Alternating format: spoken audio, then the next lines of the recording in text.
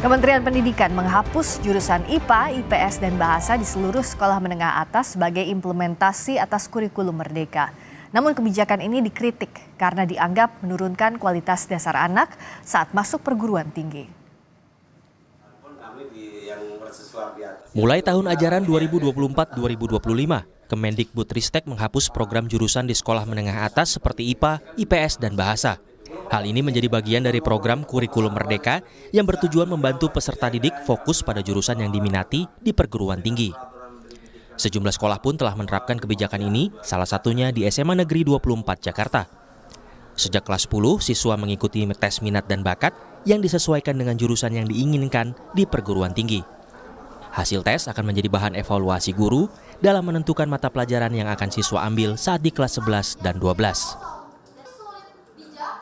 Jadi diarahkan dari hasil tes minat bakat, kemudian selama setahun nanti dilihat prestasi di hari rapotnya, kemudian kita arahkan ya berdasarkan hasil tes, berdasarkan tes minat bakat, kemudian kita tanya anak dan orang tuanya, kemudian kita arahkan ke kelas 11 yang mapelnya sudah dirancang ya untuk kira-kira pelajaran yang akan atau mata kuliah yang akan diambil ketika kuliah nanti gitu. Ketika anak kemampuannya kurang, dirasa hasil pelajaran selama setahun itu kurang, ya kita arahkan untuk tidak ngotot di jurusan tersebut, bisa beralih ke menyesuaikan kemampuannya atas hasil prestasi selama 1 tahun itu gitu. Menurut Suwarta, sekolah juga terbantu dengan penerapan kebijakan ini. Kalau sekolah juga mungkin merasa lebih enak sekarang ya, mata pelajarannya juga berkurang ya, hampir 50% itu. Jadi anak akan tidak terbebani terlalu banyak mata pelajaran. Dan itu mata pelajaran yang disesuaikan dengan minat dan bakat. Ya, kami pun sekolah menyediakan sarana prasarana dan juga guru-guru yang menyesuaikan dengan kurikulum yang ada gitu. Bagi siswa SMA N24, kebijakan ini dianggap membantu untuk fokus belajar. Karena sebelumnya beban pelajaran yang harus dipelajari di tahun-tahun sebelumnya begitu banyak, padahal tidak sesuai dengan minat jurusan saat kuliah nanti. Kalau di saya sih terbebani sih, kalau banyak. Iya, lebih sedikit. Jadi lebih fokus sih ke apa yang kita akan kejar. Jadi kan kita tahu nih kita mau kemana-kemana. Kalau dulu kan harus semua yang kita pelajari. Kalau orang tua sih ya sih pasti dia support sama saya juga gitu. Dia bebasin ke saya, yang penting saya jelas mau kemana-kemananya gitu. Namun menurut pengamat pendidikan Doni Kusuma, penghapusan jurusan di SMA akan membuat pendidikan fundamental siswa-siswi terdegradasi. Doni menegaskan, jika pendidikan fundamental tidak memadai, akan berpengaruh ke kompetensi siswa hingga berpotensi menurunkan kualitas perguruan tinggi. Tetapi ongkos dari pemilihan yang minat yang bebas seperti ini tanpa dikaitkan dengan misi perguruan tinggi sebagai sebuah proses untuk membentuk daya saing bangsa, itu kita akan melemah. Karena apa? Di perguruan tinggi tetap ada proses penjurusan dan minimal untuk seleksi masuk perguruan tinggi itu dibutuhkan proses seleksi yang lebih rigor, lebih berani, dan lebih ketat untuk memastikan bahwa calon mahasiswa yang akan masuk ke perguruan tinggi itu punya basic keilmuan dasar yang sesuai dengan jurusannya. Nah, ini tentu akan merugikan universitas dan merugikan anak itu. Kenapa merugikan anak? Karena tidak disiapkan anak-anak dengan ilmu-ilmu fundamental, sementara perguruan tinggi dia akan memperoleh calon mahasiswa yang mediocre, yang sebenarnya dari sisi basic keilmuannya tidak kuat disiapkan di SMA. Menanggapi ini, Kepala Badan Standar Nasional Kurikulum dan Asesmen Pendidikan, Anindito Aditomo menegaskan, pendidikan dasar atau fundamental siswa sudah disiapkan selama di kelas 10. Kalau dibandingkan dengan kurikulum 2013, kurikulum Merdeka ini justru ada 1 tahun tambahan di kelas 10 untuk memperkuat fondasinya. Jadi kritik bahwa ini fondasinya nggak kuat nih, itu harusnya dialamatkan ke kurikulum yang sebelumnya. Kita justru menambah 1 tahun loh untuk memperkuat fondasinya. Baru kelas 11-12 ada separuh jam pelajaran fokus pada bidang studi atau program studi yang mau diminati. Yang sering dikeluhkan oleh perguruan tinggi kan juga kemampuan berpikir kan. murid nih nggak siap kuliah karena ternyata satu, kemampuan problem solvingnya, daya nalarnya kurang. Yang kedua, skill-skill sosial dan emosionalnya yang kurang. Jadi soft skillnya kurang kurang diasah sehingga banyak menemui hambatan-hambatan non akademik gitu ya di perkuliahan. Ini dua hal yang kita kuatkan di kurikulum Merdeka. Kebijakan penghapusan jurusan di SMA sejatinya sudah dimulai sejak 2 tahun lalu. Pemerintah berharap dengan kebijakan ini siswa bisa lebih fokus membangun basis pengetahuan yang relevan untuk minat dan rencana studi lanjutan. Mario Sarong, Feriska Immanuel, Kompas TV, Jakarta.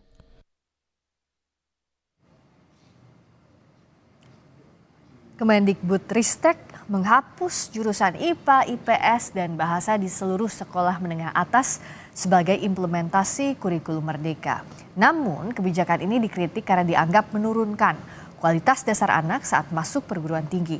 Kita ulas lengkapnya bersama Ketua Komisi 10 DPR RI, Syaiful Huda, juga pemerhati pendidikan, Doni Kusuma. Selamat malam, Mas Huda. Selamat malam, Mbak Priska, Mas Saiful. Malam, Mbak. Pak Doni, malam. Selamat malam, kami juga sudah mengundang pihak Kemendikbudristek, namun belum ada yang bersedia untuk hadir di dialog malam hari ini. Saya ke Mas Huda. Jadi sebenarnya kalau DPR melihat alasan dihapusnya jurusan IPA, IPS, Bahasa ini sudah tepat atau belum? Ya, di kami memang perdebatan panjang memang, Mbak. Karena itu di saat ada rencana pemberlakuan perubahan kurikulum dari kurikulum 13 ke kurikulum Merdeka Belajar, kami menolak 3 tahun lalu. Nah, karena itu akhirnya di saat pandemi, kurikulum Merdeka Belajar ini menjadi salah satu opsi ketika proses pembelajaran tidak bisa dilaksanakan sebagaimana semestinya karena dilakukan pembelajaran jarak jauh. Dulu disebut sebagai PJJ. Setelah jadi opsi di saat pandemi COVID, lalu terus digulirkan, dan 3 tahun terakhir ini kurikulum Merdeka Belajar menjadi salah satu pilihan dari kurikulum 13 yang sedang terus berjalan. Nah, setelah terakhir kemudian Kemendikbud mengambil keputusan setelah 3 tahun. Banyak dari data yang masuk, update-nya katanya banyak sekolah yang akhirnya sudah siap memberlakukan kurikulum Merdeka. Akhirnya tahun ini diputuskan semua sekolah wajib melaksanakan kurikulum kurikulum Merdeka. Nah, pada konteks itu memang kita belum tahu apakah kurikulum ini lebih baik dari kurikulum 13. Nah, pada konteks itu kita masuk pada ruang transisi memang 3 tahun terakhir ini. Ya. Karena itu pandangan kritis yang dilontarkan oleh teman-teman sivitas akademika, stakeholder pendidikan termasuk oleh Pak Doni, ya, saya kira harus menjadi bahan evaluasi kepada Kemendikbud, ya. Karena ya memang ini masa transisi, jadi kita tidak tahu persis apakah kurikulum Merdeka ini lebih baik dari kurikulum 13 atau tidak. Ya. Nah, itu semuanya stakeholder yang merasakan betul, pihak sekolah, guru, dan para siswanya, para pelajar kita. Ya. Nah, pada konteks itu kita tempatkan ini masa transisi, semua pihak yang membangun opini kritis harus diberi ruang sepenuhnya oleh Kemendikbud. Ya. Baru kemudian akan kita evaluasi mungkin 1 atau 2 tahun ke depan, ketika kita anggap bahwa ini tidak lebih baik, ya mau tidak mau kita harus koreksi di tengah jalan nanti. Ya, kalau saya tuh jadi teringat ya Mas Huda juga Pak Doni, setiap waktu zaman saya sekolah itu dari mulai SMP ke SMA misalnya ada perubahan, entah itu sistem pendidikan, entah itu nomenklatur atau istilah atau bahkan sistem belajar, itu selalu yang jadi bingung adalah murid dan gurunya. Itu kan yang jadi problem, kok ganti menteri misalnya ganti sistem lagi, ini lebih baik atau tidak? Kalau Pak Doni, apakah ini dinilai lebih baik dengan tidak adanya IPA IPS bahasa? Kan ada beberapa contoh, misalnya ada sekolah yang menerapkan paket misalnya mata pelajaran ABCD, nanti jurusan yang bisa dipilihnya apa saat kuliah. Nah, ini lebih baik atau tidak? Atau malah membingungkan? Ya, pertama-tama sebenarnya kita harus melihat kaitan kebijakan penghapusan penjurusan ini dengan apa yang terjadi di perguruan tinggi. Sebenarnya misi perguruan tinggi seperti apa? Ya. Karena kalau kita hanya fokusnya ke penghapusan penjurusan, kita akan salah paham tentang pokok persoalan dalam pendidikan kita. Karena penjurusan itu bahkan di dalam kurikulum 2013 sudah dihapuskan juga, Mbak. Waktu itu kan tahun 2018 itu namanya peminatan, ya, sudah tidak ada penjurusan. Ya. Jadi sebenarnya penghapusan penjurusan itu bukan hal yang baru. Bahkan di kurikulum 2013 ada yang namanya lintas minat. Nah, konsep lintas minat ini menurut saya lebih baik ya, karena kan seseorang perlu mempelajari sesuatu yang di luar minatnya untuk mengembangkan potensinya yang lain itu. Ya. Nah, tetapi fokus yang kurikulum Merdeka ini adalah pada pengembangan minat, bakat, dan keterampilan anak. Jadi anak diberi kemerdekaan untuk memilih supaya fleksibel pembelajarannya. Selalu kan logikanya dianggap misalkan kalau orang belajar kedokteran itu nggak perlu dia belajar fisika, kan seperti itu ya. Jadi dia bisa memilih itu ya. Padahal tentu saja belajar fisika meskipun dia tidak secara langsung terkait dengan ilmu kedokteran itu pasti akan ada manfaatnya juga. Itu konsepnya ya. Jadi kalau berdasarkan minat bakat itu ya memang diberi ruang seperti itu. Tetapi apakah pemberian ruang ini nanti bermanfaat bagi peserta didik dalam rangka memilih jurusan di perguruan tinggi? Terlebih bagaimana proses seleksinya itu. Karena di Permendikbud nomor 48 itu konsepnya justru begini. Universitas itu mengikuti kurikulum Merdeka, bukan kurikulum Merdeka disesuaikan dengan misi universitas. Oke, Pak Doni, jadi kalau misalnya masyarakat bisa memahami, apa dampaknya untuk perguruan tinggi dengan dihapuskannya peminatan IPA, IPS, dan bahasa ini? Jadi dampaknya di perguruan tinggi yang sangat jelas terlihat karena proses seleksinya hanya mengandalkan pada nilai tes potensi akademik, lalu logika matematika, bahasa Indonesia, dan bahasa Inggris, maka seleksi untuk segala rumpun keilmuan itu hanya berdasarkan pada 4 bidang ini. Karena yang paling fatal itu adalah dihapuskannya seleksi masuk perguruan tinggi berbasis IPA dan IPS terpadu. Kenapa itu dihapuskan? Karena kurikulum Merdekanya menghapuskan itu. Jadi kan terbalik logikanya itu kan. Jadi yang seperti ini lalu kemudian membuat ya perguruan tinggi sulit menerima mahasiswa yang terbaik dengan konsep kurikulum Merdeka ini. Lalu ke depan dampaknya apa? Ya perguruan tinggi diperlemah, jurusan-jurusan itu mereka tidak dapat memperoleh mahasiswa terbaik. Jadi seleksi masuk perguruan tinggi itu nggak bisa mendiskriminasi. Apalagi dengan jalur undangan yang besarnya 20%. Jalur undangan itu sudah banyak manipulasi di rapot, ya kan? Lalu kemudian hanya mengandalkan pada 1-2 mata pelajaran yang dipilih, ya. Ini lalu menjadi sangat bermasalah, apalagi dalam prosesnya sampai sekarang pun masih banyak sekolah bingung. Harusnya kan kelas 10 sudah disiapkan itu untuk proses seperti itu. Sehingga nanti ya anak-anak akan memilih, karena nilai rapot hanya 50% di rata-rata semuanya. Sekarang itu kan nilai rapot untuk jalur undangan, itu di rata-rata 50%, Mbak. Maka dia akan cari yang gampang aja mata pelajarannya, yang dia rasa nanti bisa memperoleh nilai yang bagus. Nah ini yang saya katakan tidak mendapatkan penguatan fundamental, dan pada saat seleksinya dihapuskan lagi seleksi untuk menyeleksi mahasiswa terbaik sesuai dengan bidang keilmuannya. Itu yang akan menjadi masalah ke depan. Nah, kalau tidak kuat secara fundamental, ini kan berpengaruh ke kompetensi. Mas Huda, lihatnya apa yang bisa jadi solusi? Jangan sampai nanti anak didik lagi yang sulit, begitu pula dengan perguruan tinggi yang tidak mendapatkan anak didik yang diharapkan, kompetensi yang sesuai dengan jurusan maupun fakultas di perguruan tinggi. Ya, disitulah poin agak rumitnya ketika transisi perubahan kurikulum dari kurikulum 13 menjadi kurikulum Merdeka itu, jujur saja sebenarnya secara infrastruktur, kesiapan guru, kesiapan sekolah memang tidak sepenuhnya siap sekolah-sekolah kita dengan perubahan yang relatif cepat sebenarnya. Nah, pada konteks itulah lalu banyak pihak sekolah dan siswa di beberapa tempat. Tadi opini yang disampaikan oleh teman-teman siswa kita, saya lupa tadi dari SMA berapa, Jakarta kalau tidak salah tadi, tentu memang dengan kurikulum Merdeka untuk pelajar yang ada di kota-kota besar, memang relatif berpihak kepada mereka. Tapi persoalannya Indonesia ini kan besar sekali. Porsi anak-anak yang ada di kota-kota besar itu nggak lebih dari 10%. Nah, ketika kurikulum merdeka diberlakukan secara keseluruhan dan dengan standar yang sama dan persiapan guru, sekolah dan siswa yang tidak merata di seluruh Indonesia, itulah yang salah satu menjadi persoalan yang cukup krusial. Dan kritik Pak Doni saya kira salah satunya masuk pada ruang yang semacam tadi itu.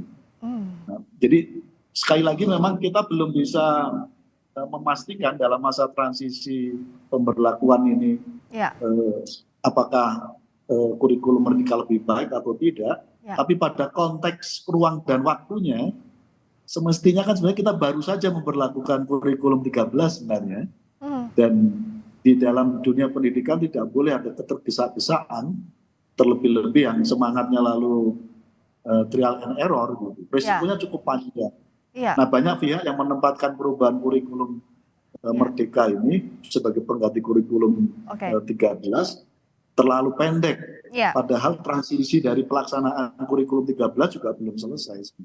Nah saya ke Pak Doni, jadi dengan tadi masih banyak pro kontra, terlebih juga masa transisi yang jangan sampai ini tidak siap dari tenaga pendidik maupun siswanya, apa solusi terhadap kompetensi, juga akomodasi terhadap peminatan siswanya tidak terkendala dengan pergantian kurikulum ini, Pak Doni? Ya, menurut saya mengandalkan diri pada peminatan sih tidak masalah gitu. Tetapi ketika masuk perguruan tinggi, peminatan itu kan harus diuji kemampuannya seperti apa. Jangan asal minat saja lalu kemudian penjurusan IPA terpadu dan IPS terpadu sebagai basic minimal proses seleksi masuk perguruan tinggi itu dihilangkan. Ini kan yang jadi masalah di situ. Jadi harus direvisi itu Permendikbud nomor 48 tahun 2022 tentang proses penerimaan peserta didik baru.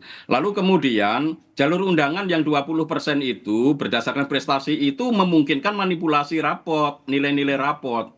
Jadi ini akan membuat ya proses seleksi prestasinya nggak jelas lagi.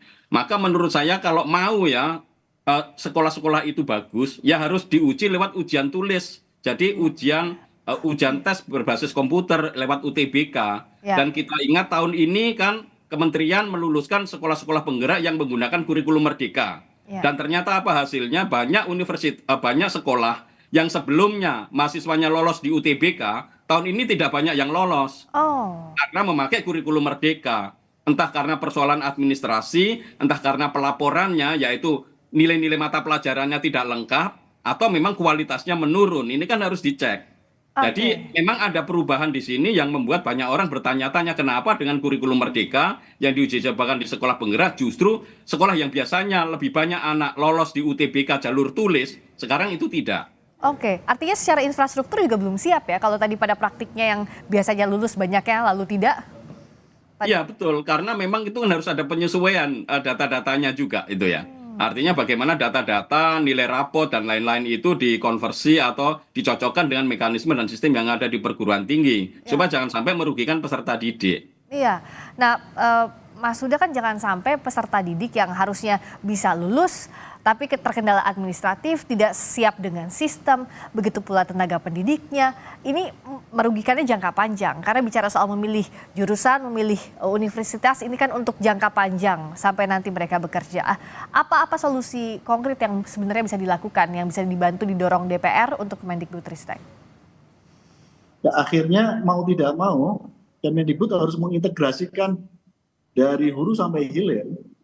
Jangan sampai misalnya transisi teman-teman lulusan tahun 2022 dengan perubahan sistem masuk perguruan tinggi dengan model skolastik, mereka kelabakan banget.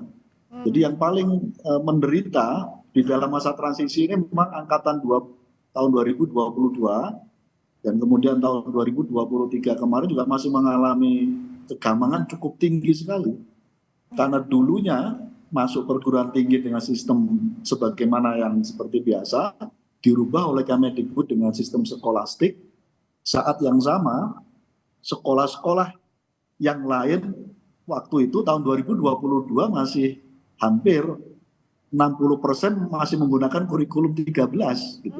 Nah, itulah yang lalu kemudian jujur harus diakui, kalau ada pertanyaan apakah masa transisi ini melahirkan banyak persoalan, Jawabannya iya.